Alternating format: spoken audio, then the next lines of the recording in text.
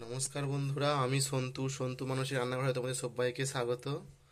তো আজকে নতুন রেসিপি দেখাচ্ছি। তো শিম, কাঁচকলা এগুলো ভাজবো আমি। তো আগে থেকে কড়াই জল দিয়ে আমি নুন হলুদ দিয়ে সেদ্ধ করে নিচ্ছি। তো তোমরা ভিডিওটি পুরোটা অবশ্যই দেখো বন্ধুরা। তো দেখো বন্ধুরা, এগুলো ফুটে গেছে, সেদ্ধ করে নিচ্ছি। ডিশ চাপা দিয়ে সেদ্ধ করেছিলাম। দেখো বন্ধুরা, এটাকে ছেঁকে নিয়েছি, হয়ে গেছে। এখানে কড়াই তেল দিয়ে এবার ভেজে নেবো। তো দেখো বন্ধুরা, তেল গরম হয়ে গেছে। তো কাঁচকলা ভাজাগুলো করে নিচ্ছি, তারপরে সিমগুলো ভাজবো।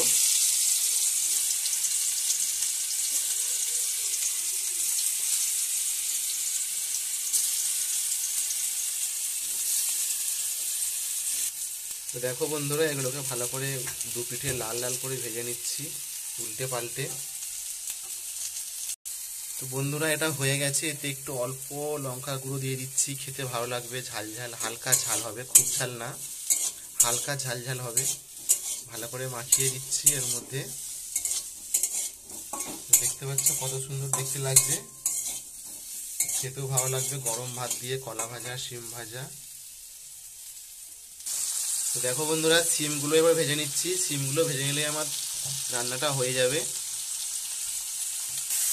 তো দেখো বন্ধুরা, উল্টে পাল্টে ভালো করে ভেজে নিচ্ছি সিমটাকে। তো দেখো বন্ধুরা, সিম ভাজা কলা ভাজা হয়ে গেছে, তুলে নিলাম। তো তোমরা দেখতেই পেলে কত সহজে এটা হয়ে গেল। তো আমার চ্যানেলটিকে বন্ধুরা অবশ্যই তোমরা সাবস্ক্রাইব করে দিও, কমেন্ট করো, শেয়ার করো। ধন্যবাদ।